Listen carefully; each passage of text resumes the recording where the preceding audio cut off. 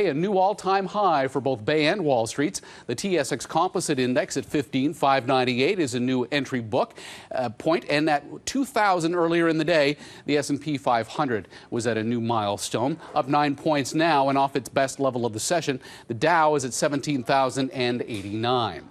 Now, with the S&P 500 at that 2K mark, some investors are pausing to reflect. But not Trent Wagner. He's over at the Fox Group, and he says it's all just a number. We're off to Chicago to speak to him now. Trent, good to have you with us. Hey, good to be here. Before we get into why this is just a psychological figure and doesn't really have any meaning, can you give us some insight as to what's pushed us above that high water mark? Well, I mean, it's a couple of things. I think from a macroeconomic level over the last couple of weeks, we've seen some things that are putting us in a better position now than where we were, say, a year ago. Some certain sectors of the economy at the Fed here has been focusing on, namely labor and housing data. We had some new home sales that missed this morning, but overall, those sectors have been getting a little bit better.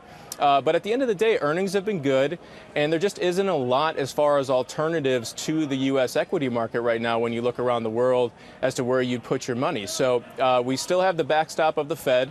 If things go awry, I think that the reason some of the volatility has been taken out of the market is that investors have become conditioned in the last couple of years to have the Fed come in and swoop down if we do hit any bumpy waters. So I really don't see the overall playbook changing.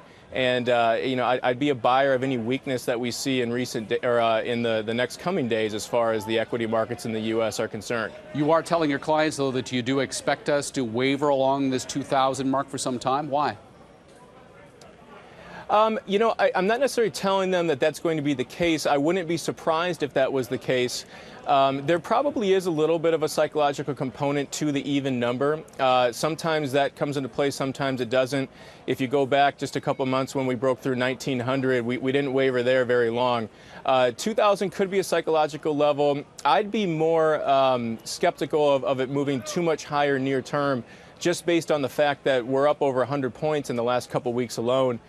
So we've come up really hard off of those lows, that 4 to 5% correction that we got. I think it was Friday, August 8th is when we bottomed out. We're over 100 points higher than that now. So I'm more of the camp that, hey, listen, we certainly can't keep that type of momentum up. So if we have a couple sessions where we come off a little bit, there may be a slightly better point to enter on the long side. Meantime, September and October, generally not very good months for the markets. What are you doing? Sitting on the sidelines, or are you fully invested here? I would, if like I said, any weakness, I would certainly be getting in on the long side. I do think that we will rally into the last part of the year.